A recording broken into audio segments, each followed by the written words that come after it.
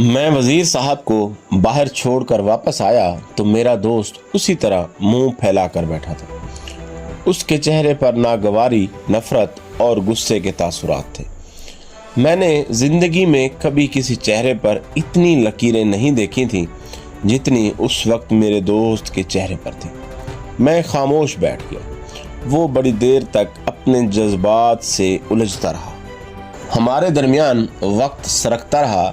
आध घंटे बाद उसने सर उठाया और माजरत ख्वाना लहजे में बोला, ये तुम्हारा वजीर मेरा पुराना क्लास फेलो है। हम दोनों लंगोटिए थे। आज इससे 20 बरस बाद मुलाकात हुई तो मैं अपने जोश को दबा नहीं सका।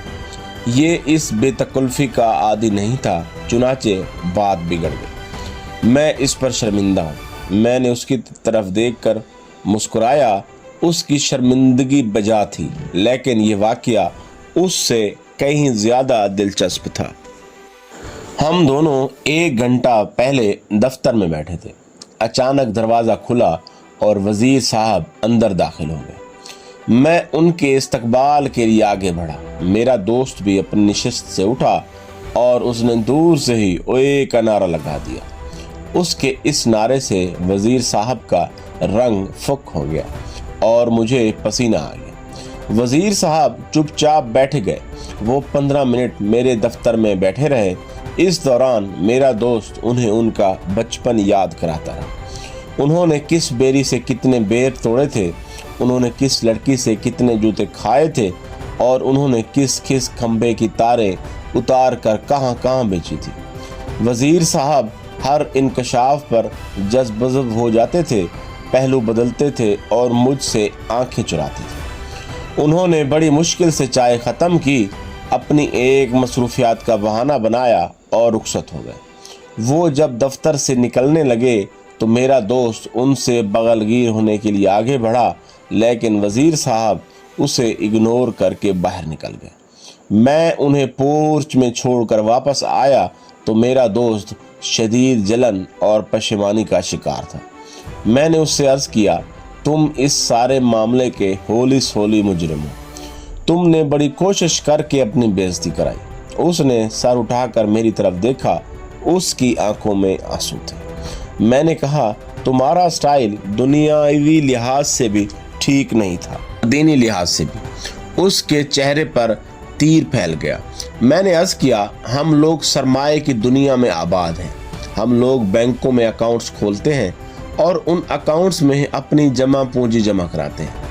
ये बचत हमारा सरमाया होती है। ये सरमाया मुश्किल वक्त में हमारे काम आता है। हम ज़मीन जायदाद भी बनाते हैं। ये ज़मीन जायदाद हमें ज़िंदगी में हिम्मत, हौसला और एतमाद देती है।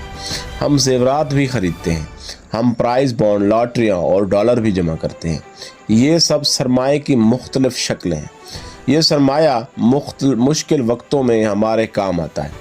क्या तुम इससे इत्तफाक करते हो? उसने इस बात में सर हिला दिया। मैंने उससे अर्ज़ किया, दुनिया में सबसे बड़ा सरमाया इंसान होते हैं। जहाँ हमारी दौलत, ज़मीन, जायदाद और सोना चांदी जवाब दे जाती है, वहाँ हमारे बहन भाई और दोस्त अहबाब काम आते हैं। लिहाजा हमारा सबसे बड़ा अकाउंट इंसान होते हैं।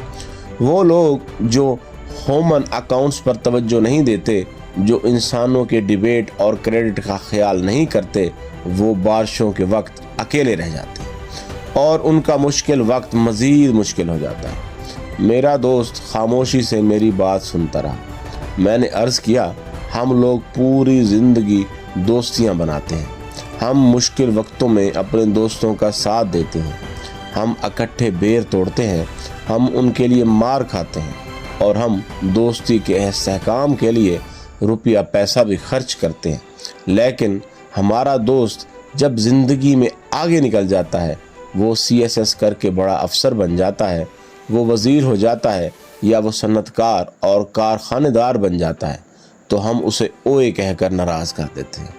हम उससे फासले पर चले जाते हैं। क्या हमारा रवैया अक्ली लिहाज से दुरुस्त है? मेरे दोस्त ने नफ़ी में सर हिला दिया। मैंने उससे कहा, हम कितने बेवकूफ़ लोग हैं। हमारा दोस्त जब हमारी तरह बेबस, बेख्तियार और गरीब था تو ہم اس کی عزت کرتے رہے، لیکن جب وہ ہماری مدد کرنے کے قابل ہوا تو ہم نے اس کی بے عزتی شروع کر دی، ہم نے اسے ناراض کر دیا۔ میں خاموش ہو گیا۔ وہ بولا، ہمیں کیا کرنا چاہیے؟ میں نے عرض کیا، ہمیں دوست کی کامیابی کو فوراً تسلیم کر لینا چاہیے۔ ہمیں اپنے دوستوں کے عروج کے زمانے میں انہیں ماضی کے مقابلے میں زیادہ عزت دینی چاہیے۔ ہمیں ان کی ترقی کو مان لینا چاہیے۔ وہ خاموشی سے مجھے دیکھتا رہا۔ میں نے عرض کیا، یہ دنیاوی پہلو تھا، اب آتے ہیں اس واقعے کے دینی پہلو کی طرف۔ میں تم سے ایک سوال کرنا چاہتا ہوں۔ وہ ہماتن گوش ہو گیا۔ میں نے عرض کیا، نمرود، فرعون اور ابو جہل کا انجام کیوں برا ہوا تھا؟ اس نے تھوڑی دیر سوچا اور مسکرا کر بولا، یہ لوگ مشرک تھے، لہٰذا یہ اللہ کے عذاب کا شکار ہو گئے۔ میں نے ہاں میں گردن ہلائی اور اس کے بعد عرض کیا، میرے عزیز، یہ فقط ایک پہلو ہے، اس کا ایک دوسرا پہلو بھی ہے۔ اس نے پوری طرح آنکھیں کھول کر میری طرف دیکھا۔ میں نے عرض کیا، اللہ تعالیٰ نے اپنے انبیاء کرام کو عزت بخشی، لیکن ان لوگوں نے انبیاء کرام کی توہین شروع کر دی، چنانچہ یہ لوگ اللہ کے عذاب کا شکار ہو گئے۔ تم دیکھ لو ان انبیاء کرام کے ادوار میں بے شمار ایسے لوگ تھے جو پوری زندگی شرک پر قائم رہے، لیکن اللہ تعالیٰ نے انہیں کسی قسم کی سزا نہ دی۔